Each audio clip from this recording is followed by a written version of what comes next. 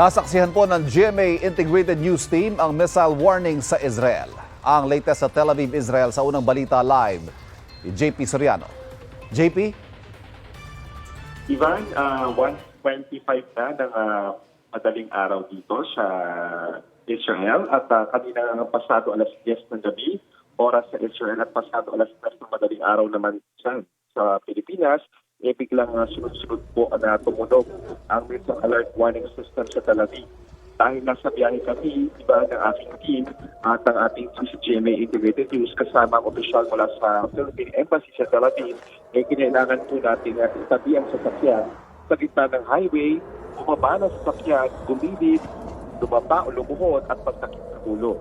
Ito kasi ang arituntunin ng mga otoridad sa Israel sa tuwing may missile alert warning at dahil lumalabas na mas delikado ang magpaiwan sa loob ng sasakyan kapag may missile attack. Maya-maya ay narinig na namin ang pag-intercept o pagsalat ng Iron Dome defense system ng Israel sa mga pinakawalang missile ng Hamas mula sa Gaza. Pagkatapos ng ilang minuto, maingat pero mabilis kaming bumalik ng sasakyan at agating umalis. Lubhang delikado ito, Ivan, kasi kapag matiempuhan ng missile, gaya ng nangyari kahapon sa isang residential apartment na gusali sa syudad ng Region Region, ayon sa report, natanggap ng Israeli officials tatlo po ang sipatan, pero hindi naman po sila kritikal o malala sa kabuti ng palad. Wala rin na damay na pinitito kahit pa ilang Filipino caregivers ang nakadestino dito sa Region Region. Sabi ng ilang Pinay caregiver na malapit lang ang bahay dito, pasado alas 9 kagabi o pasado alas 2 ng madaling araw sa Pilipinas, nang nakarinig sila ng napakalakas na impact. Nasa bomb shelters na raw sila ng mga oras na yon matapos tumunog ang sirens na may missile attacks at dahil nga sumusunod po ang mga taga-Israel sa mga alert warning, mga missile warning, nailigtas nga po yung buhay ng natsyempohang nakalusot, lumalabas apparently doon sa mga ayon sa mga residente, bagamat wala pang official confirmation na hindi na intercept ng Iron Dome defense system kaya may tumama doon sa Rishon Lezion na yon. At yan muna ang latest, Ivan, at balik muna sa iyo. JP, nakita namin doon sa video mo na kayo yumuko, humiga sa kalsada, nung makarinig kayo ng putok at gayon din nung nagkaroon ng missile warning. Ano? Ito ba yung SOP dyan kapag may natunugang missile attack? At gaano pa kadalas yung mga ganyang mga insidente, JP?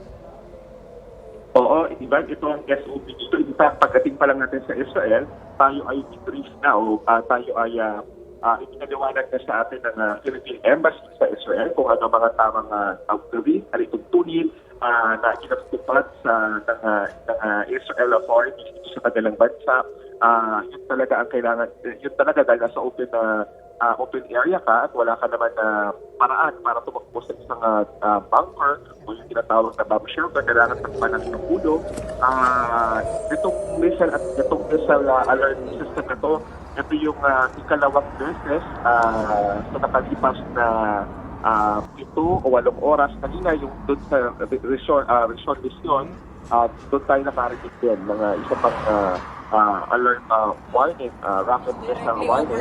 Pero first time yan, nung tumating tayo na sa nakalipas na 4 o 3 hanggang 4 na araw, nataon ito sa sabi ng Prime Minister ng Israel na si Benjamin Netanyahu na talagang tiyakin nila na magkakaroon ng ground invasion o paglusok ng pwersa ng Israel sa Gaza.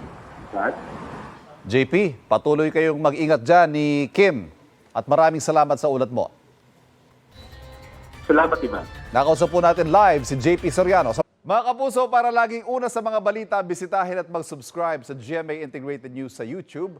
Sa mga kapuso abroad, samahan nyo kami sa GMA Pinoy TV at sa www.gmanews.tv.